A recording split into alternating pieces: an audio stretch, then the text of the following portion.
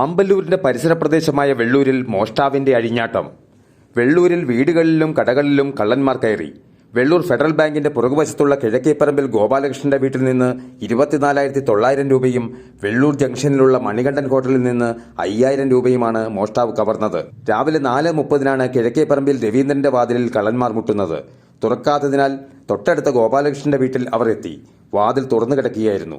തുറന്നു കിടന്ന വാതിലിലൂടെ കള്ളന്മാർ അകത്ത് പ്രവേശിച്ച് അലമാരയിലുള്ള സാധനങ്ങൾ വലിച്ചു വാരിയിട്ട് പണവും പണ്ടങ്ങളും തെരഞ്ഞു. ഒടുവിൽ മേശയിൽ വച്ചിരുന്ന പണം അവർ കരസ്ഥമാക്കി. അലമാരയിലുണ്ടായിരുന്ന സ്വർണമാണെന്ന് വിചാരിച്ചെടുത്ത മുക്കുപണ്ടം അവർ തൊട്ടടുത്ത വീട്ടിൽ ഉപേക്ഷിച്ചു. രാത്രി ഈ പ്രദേശങ്ങളിൽ പോലീസിന്റെ പട്രോളിംഗ് ശക്തമായിരുന്നു. വാതിലടച്ചു കിടന്ന ഗോപാലകൃഷ്ണന്റെ വീട്ടിൽ രാത്രി 2:30 മണിയോടെ പോലീസ് എത്തി പുറത്തെ ലൈറ്റ് ഇടണമെന്നും കള്ളന്മാർ ഇറങ്ങിയിട്ടുണ്ടെന്നും അറിയിച്ചു. അതനുസരിച്ച് പുറത്തെ ലൈറ്റ് ഇടുകയും അയൽവക്കക്കാരുടെ അടുത്ത് വിളിച്ചു പറയുകയും ചെയ്തു എന്ന് ഗോപാലകൃഷ്ണൻ പറഞ്ഞു. പോലീസ് പറഞ്ഞു പോയതിനു ശേഷം 3:30 വരെ ഉറങ്ങാതിരുന്ന ഗോപാലകൃഷ്ണൻ വാതിലടയ്ക്കാൻ മറന്നുപോകുകയും അറിയാതെ മയങ്ങിപ്പോകുകയുമാണ് ഉണ്ടായത്. ചാരിയിട്ട വാതിൽ തുറന്നാണ് കള്ളന്മാർ അകത്ത് കയറിയതെന്ന് വീട്ടുകാർ പറഞ്ഞു. എങ്ങനെ സംഭവം? രാത്രി 2:30 പോലീസുകാർ വന്ന് പറഞ്ഞു ഇവിടെ കള്ളൻ ഈ ഭാഗത്തേക്ക് ഇറങ്ങിയിട്ടുണ്ട്, സൂക്ഷിച്ചോളം, ലൈറ്റ് ഇട്ടോളെന്ന് പറഞ്ഞു. അതനുസരിച്ച് ഞാൻ എല്ലാ മുകളിൽ 6 ലൈറ്റ്, മുകളിലും പുറത്തൊക്കെ 6 ലൈറ്റ് ഇട്ട് അതിലൊക്കെ 1-2 വീട്ടിൽ വിളിച്ചും പറഞ്ഞു ഇവർ വന്നിട്ടുണ്ട്, ഇവിടെ സൂക്ഷിച്ചോളം. അതിങ്ങനെ 3:30 വരെ ഞാൻ ഉറങ്ങാതെ കൊച്ചിൻ്റെ അടുത്ത് പോയി ഇരുന്നു. 3:30 കഴിഞ്ഞാൽ ഒന്ന് മയങ്ങിപ്പോയി. ആ സമയത്ത് 4:30 സംഭവം നടക്കുന്നത്. അപ്പുറത്തെ CCTV നോക്കിയിട്ടുണ്ട്.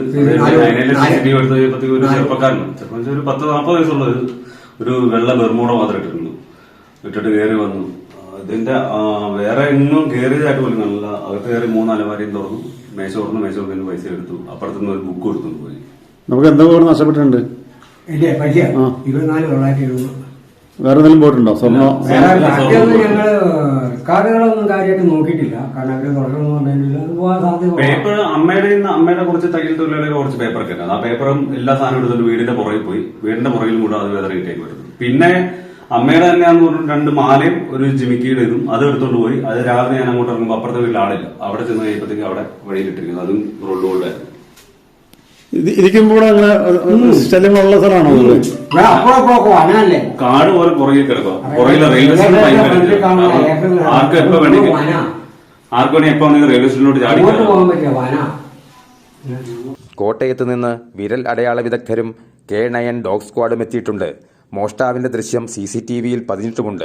മൂവാറ്റുപുഴയാറിന് അക്കരെ വാർഡ് 1 പുത്തൻപറമ്പിൽ ബാബുവിന്റെ വീട്ടിലും കള്ളൻ ചെന്നുവെങ്കിലും അവരുടെ മകൾ ഓൺലൈൻ ജോലി ചെയ്തുകൊണ്ടിരുന്നതിനാൽ മോഷണശ്രമം പരാജയപ്പെട്ടു. വെള്ളൂർ പോലീസ് സ്ഥലത്തെത്തി കേസെടുത്ത് അന്വേഷണം ആരംഭിച്ചു. ജനങ്ങൾ ജാഗ്രത പാലിക്കണമെന്ന് പോലീസ് അറിയിച്ചു. News desk outline Kerala.